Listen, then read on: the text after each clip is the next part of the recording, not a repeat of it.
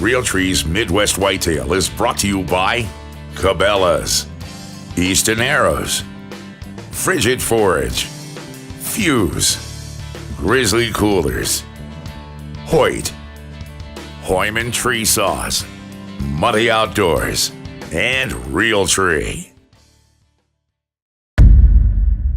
Day 3, October 6th.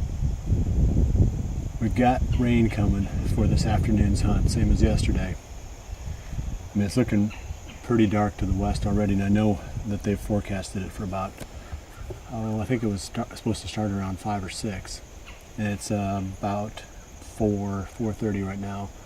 So we've got a little window to sneak down to this blind. We're not going to get into a tree. We're going to stay indoors and try to beat the weather. And I didn't have a spot that really set up well for this south wind in one of these redneck blinds, but then I remembered that this spot that we put together this summer that we called the Plow Down Plot, it sets up perfect for a south wind. This is the spot where I took the Hoyman pole saw and sawed my way down through the ditch to get down to it. So we're going to try this entry route. We're going to try the ditch in. We're going to check this spot out. I've never hunted down here before. This is the first time on this plot, and it's the first time down in that valley. I've never even been on this part of the farm before to hunt. So it might be kind of interesting just to see what it's like down there and see what comes out. There should be plenty of food. This is probably one of the few places on the farm that the Big N Beasty that we planted actually germinated and grew pretty well. So there should be a really nice full field of Big N Beasty in front of us.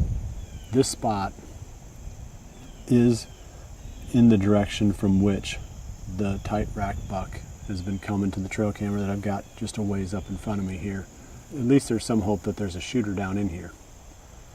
Be kind of fun to see him at least. So we're gonna run down the ditch and take a little nap in the Redneck Blind while the rain comes down. We barely got into this blind. I would say it was just a matter of seconds from the time we closed the door behind us until this little food plot started filling up with deer. I think at one time I counted 8 out in here. They were all within bow range. Every single one of them was within 40 yards. Eating that Big N Beasty, it was pretty cool. Unfortunately, we didn't get any of the work done in here that we needed to get done. We didn't get the windows opened. We didn't get the windows cleaned off. So we were filming through a lot of fog. Foggy lens on the camera, foggy windows. But I know we got a little bit of footage of it. In fact, now we finally got all the windows done, and I'm looking out the front, and on the other end of the food plot, there's 2 deer out there right now. So they really like this secluded spot. And I was talking yesterday in the video blog about how I love hunting these little small secluded food plots. Well, here's another one.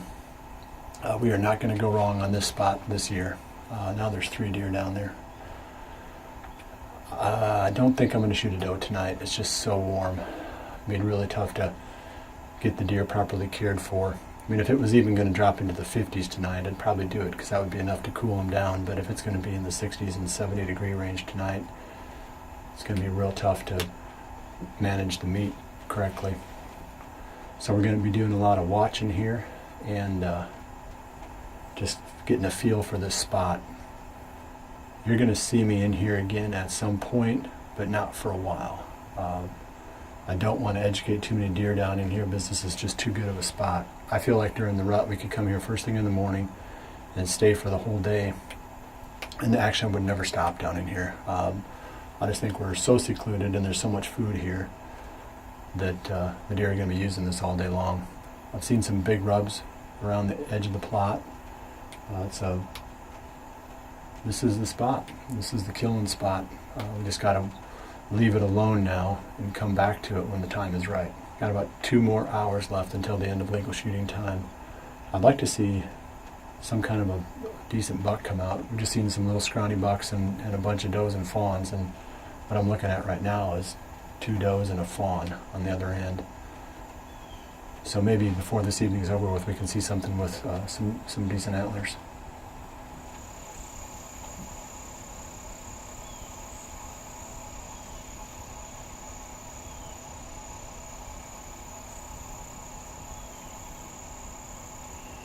down to about the last half an hour here. We're going to probably pull out a little bit early tonight. I'm not really planning on shooting anything as warm as it is. It would just be really, really tough to manage the meat if I shot something tonight. But it's been action-packed. I've learned a lot. Just coming down in here and doing this, the first time I've ever hunted down in this valley, and obviously the first time sitting on this food plot. It's definitely a spot that I'm going to hunt a lot when we get closer to the rut, when the action's really starting to roll. I just feel like down in this valley that these deer are going to be, these bucks, especially when they're cruising through this area, they're going to stop in and check out this food plot, see if there's any does, sniff around, make scrapes and rubs. So unless something shows up on a trail camera someplace that gives me an indication that this is the place to be in the meantime, I probably won't hunt here much again until the very end of October. But it was a good sit, learned a lot, and I'm excited about what this spot has to hold in the future.